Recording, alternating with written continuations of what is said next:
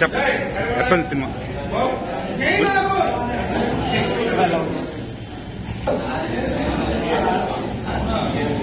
యాత్ర 2 సినిమా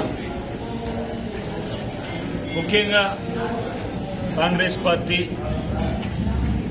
రాజశేఖర రెడ్డి గారి కుటుంబం పట్ల ఏ రకమైనటువంటి అణిచివేత ధోరణి,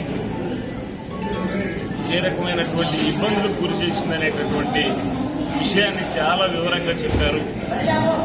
ఆ కుటుంబంలో ఆయన రక్తంతో పంచుపెట్టున్నటువంటి జగన్మోహన్ రెడ్డి గారు ఏ రకమైన మనోధైర్యంతో ప్రజల కోసం తప్పించేటటువంటి విధానంలో ఆయన ఎన్ని కష్టాలు నష్టాలు ఎంత ఓర్చుకొని ఎంతో ప్రశాంతమైనటువంటి పోరాటాన్ని ఆయన చేసినటువంటి విషయాన్ని చాలా విపులంగా ఇక్కడ దర్శకుడు చిత్రించడం అనేది చాలా గొప్ప విషయం. ప్రజల కోసం సేవ చేయడానికి ఒక నాయకుడు ఎలా ఉండాలి, ప్రజా సంక్షేమం కోసం ఏ రకంగా మనం నిలబడాలి అనే దానికోసం ప్రతిరూపంగా ఈరోజు యాత్ర అనేటటువంటి సినిమా ఉంది.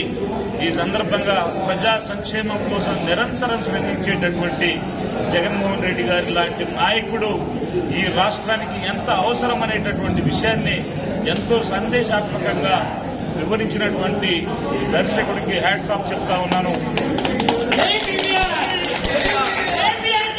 ఒక్కరూ కూడా చూడవలసినటువంటి చిత్రం ఇది.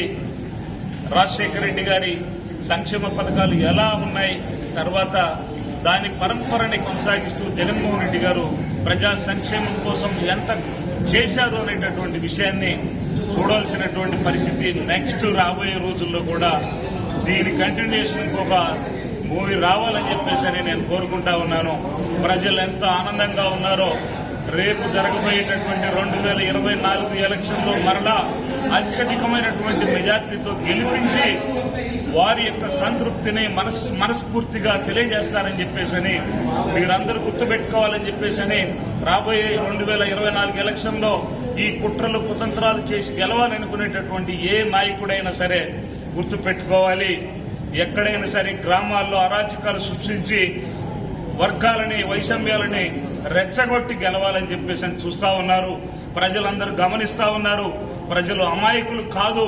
ప్రజలందరూ కూడా విజ్ఞతతో ఓటు వేసి రేపు రాబోయేటటువంటి రోజుల్లో జగన్మోహన్ రెడ్డి గారిని ముఖ్యమంత్రిని చేసుకోవాల్సినటువంటి అవసరం ఎంతైనా ఉంది అని చెప్పేసి ఇప్పుడున్నటువంటి సంక్షేమం ఏదైతే ఉందో, అభివృద్ధి ఏదైతే ఉందో కొనసాగాలి అని చెప్పేసానంటే ఒక నాయకత్వ పటిమ ఉన్నటువంటి అవినీతికి తావులేనటువంటి నాయకుడి అవసరం ఎంతైనా ఉందని చెప్పేసి ఈ సందర్భంగా తెలియజేస్తూ యాత్ర 2 మూవీ బృందం మొత్తానికి కూడా మనస్ఫూర్తిగా అభినందనలు తెలియజేస్తూ తెలుసు.